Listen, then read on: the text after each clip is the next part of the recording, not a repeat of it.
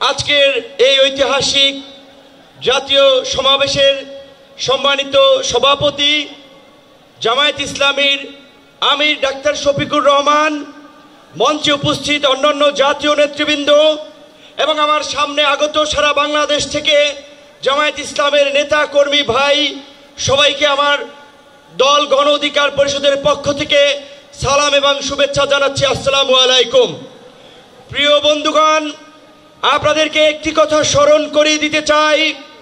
আপনারা যদি ইসলামী রাজনীতি করেন, ইসলামী মূল্যবোধকে সামনে রেখে কথা বলেন, নিশ্চয়ই আপনারা জানেন আল্লাহ তাআলা মানুষকে ধন সম্পদ এবং ক্ষমতা দিয়ে এবং নিয়ে পরীক্ষা করে। গত 16 বছরে আমাদের কাছ থেকে আল্লাহ তাআলা নিয়েছেন, আমাদের ধৈর্যের পরীক্ষা নিয়েছেন। আমরা সেই পরীক্ষায় উত্তীর্ণ হয়েছি বলেই আমাদেরকে এই রহমতের জুলাই উপহার দিয়েছিলেন। যেই জুলাইয়ে আমরা বাংলাদেশের মানুষের উপরে চেপে থাকা দৈত্য দানবের মতো 16 বছরের ফাঁসিবাদকে পরাজিত করেছি।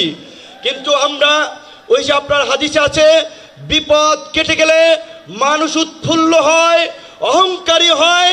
তাই আমরা দেখতে পাচ্ছি এই গণ অভ্যুত্থানে আমাদের অংশীজনেরা, মজলুমরা আজকে উৎফুল্ল অহংকারী হয়ে জালিম হয়ে উঠছে। তাই আপনাদেরকে মনে করিয়ে দিতে চাই, আমরা যদি সীমা লঙ্ঘন করি, শেখ হাসিনার মতো আল্লাহ পাকও কিন্তু আমাদেরকে ছাড় দিবেন না। আজকে যেই ছাত্র জনতার সংগ্রামের মধ্য দিয়ে, যেই রক্ত এবং প্রাণের বিনিময়ে আমরা এই ঐতিহাসিক পরিবর্তন পেয়েছি, এই পরিবর্তনকে টেকসই করার জন্য আজকে বাংলাদেশের মানুষ যে শাসনতান্ত্রিক এবং সরকার ব্যবস্থার পরিবর্তনের আওয়াজ উঠিয়েছে, সরকারকে বলতে চাই সেই শাসনতান্ত্রিক ব্যবস্থার মৌলিক পরিবর্তন না করে আপনারা নির্বাচনের দিকে হাঁটবেন না।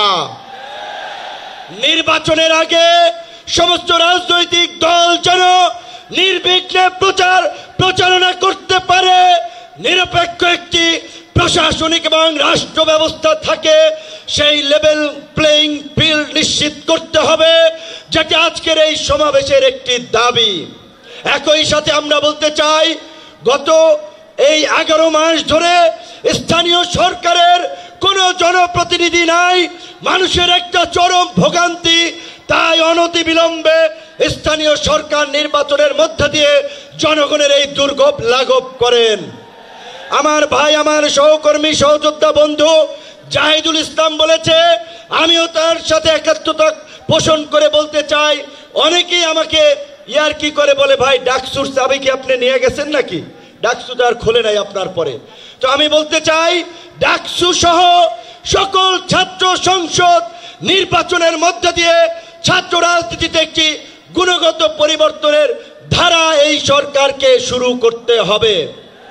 একই সাথে আমাদের এই অঙ্গীকারের বিনিময়ে এই পরিবর্তনকে দীর্ঘস্থায়ী করার জন্য, এই জুলাইয়ের সুফল মানুষের কাছে পৌঁছে দেওয়ার জন্য ঐতিহাসিক যে জুলাই ঘোষণাপত্র এবং যে জুলাই সনদ, আমরা আশা করি সরকার সেটি এই জুলাই মাসে বাস্তবায়ন করবে।